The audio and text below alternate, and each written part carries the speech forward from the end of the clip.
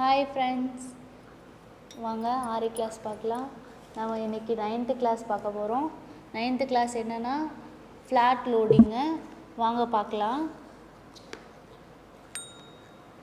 நார்மலாக நூலை எடுத்துக்கலாம். எடுத்து ஃப்ளாட்டாக இருந்தது வந்து கிராஸாக ஸ்ட்ரெயிட் ஆகாத அளவுக்கு நம்ம கிராஸாகவே பண்ணணும்.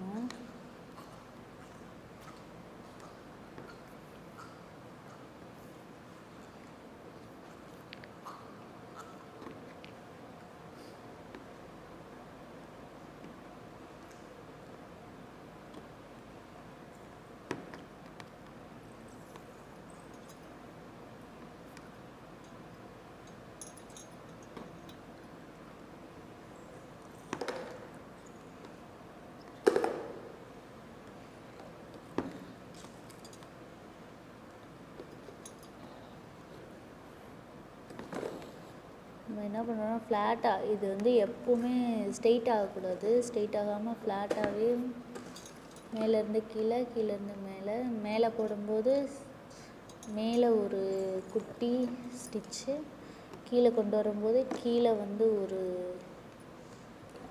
சின்ன செயின், மேலே மறுபடியும் கொண்டு வரும், மறுபடியும் மேலே ஒரு செயின், அப்புறம் மேலேருந்து வரும்போது கீழே கீழே ஒரு குட்டி செயின்,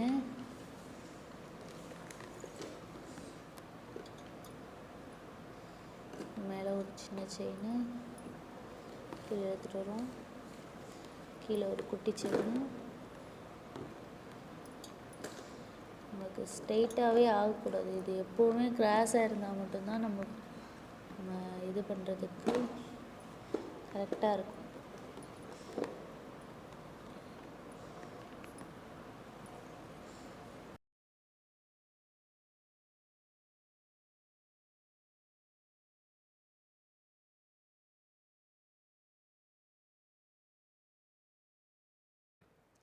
இதை ஃப்ளாட் லோடிங்னு சொல்லுவோம். ஃப்ளாட்டாக வந்து இருக்கிற இதில் வந்து நம்ம இது பண்ணுறோம், ஸ்டிச் பண்ணுறோம். துணி வந்து ஃப்ளாட்டாக இருக்கும். அடுத்தது நம்ம பார்ப்போம்.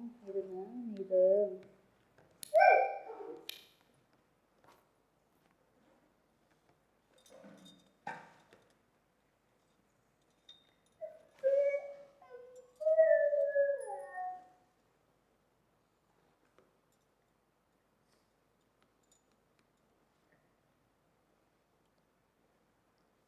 சொல்லி காட்டுறதுக்காக கொஞ்சமாக போட்டுக்கோங்க. வாங்க அடுத்து நம்ம த்ரெட் லோடிங் பார்க்கலாம். எப்படின்னா இங்கே பாருங்கள், த்ரெட்டு நான் வந்து கம் வச்சு ஒட்டி வச்சுருக்கேன். கம் வச்சு ஒட்டியிருக்கேன். இங்கே பாருங்கள், இந்த த்ரெட்டை கவர் பண்ணுற மாதிரி நம்ம வந்து அந்த இது போட்டோம்ல, அதே மாதிரி தான் சேம். அந்த ஃப்ளாட் லோடிங் போட்டோம்ல, அதே மாதிரி சேமாக ஆனால் அதே மாதிரி தான் கிராஸாக இது த்ரெட்டு நமக்கு தெரியாத அளவுக்கு நல்லா நெருக்கமாக போட்டுக்கிட்டே வரப்போகிறோம். சேம் மெத்தடு ஃப்ளாட் லோடிங்கில் என்ன பண்ணோமோ அதே மெத்தடு தான் நெருக்கமாக போட்டு வரப்போம்.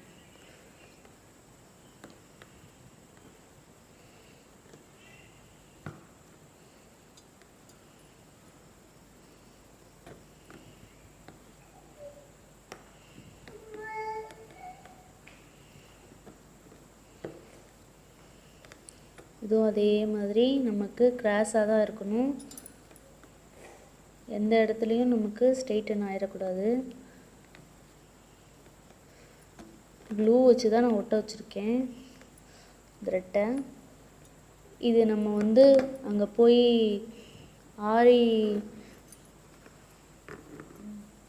நம்ம ஆரிக்கு தேவையான பொருள் வாங்குவோம்ல, லேஸ் ஹவுஸ், அங்கே போயிட்டு நீங்கள் thread loading, thread piping loading, piping த்ரெட்டுன்னு கேட்டிங்கனாலே இந்த இது தருவாங்க.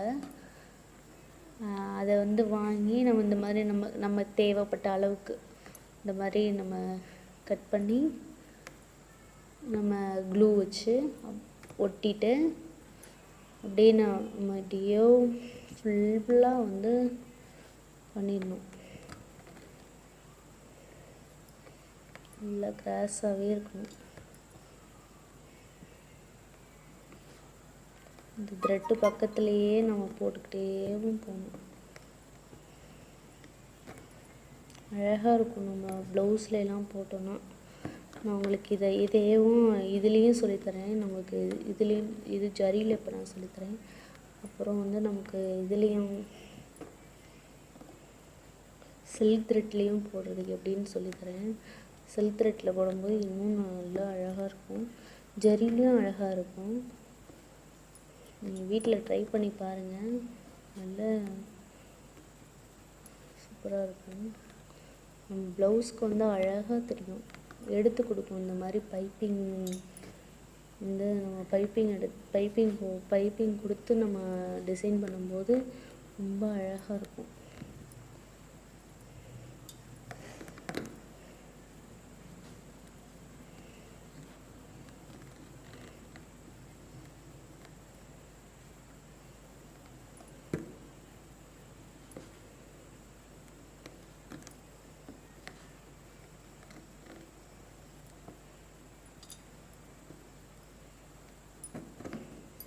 இப்போ பார்த்தாலே தெரியும் எவ்வளோ அழகாக இருக்குன்னு.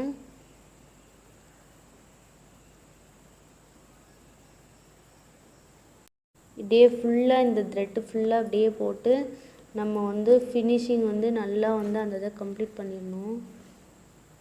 பாருங்கள், இப்படி போட்டுக்கிட்டே வந்தோம்னாலே நம்மளுக்கு கம்ப்ளீட் ஆகிடும் த்ரெட்டு.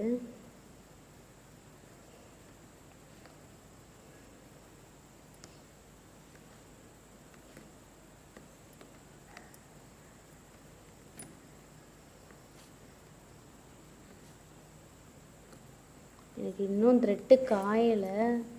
நல்லா காய வச்சுட்டு அதுக்கப்புறமா நீங்கள் பண்ணுங்கள்.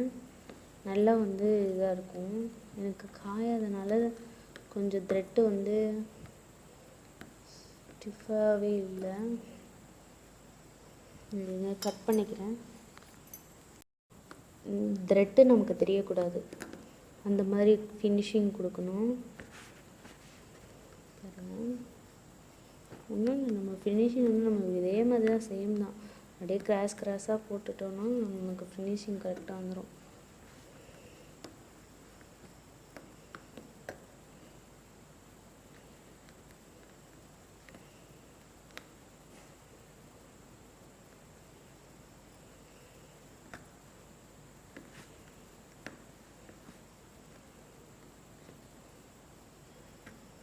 ஃப்ளாட் லோடிங் பார்த்துருக்கோம், அடுத்து த்ரெட் லோடிங் பார்த்துருக்கோம். நான் கிளாஸ் எடுக்கிறது பிடிச்சிருந்தா லைக் பண்ணுங்கள், ஷேர் பண்ணுங்கள். ஏதாவது டவுட் இருந்தால் கமெண்ட் பண்ணுங்கள். சப்ஸ்கிரைப் பண்ணுங்கள்.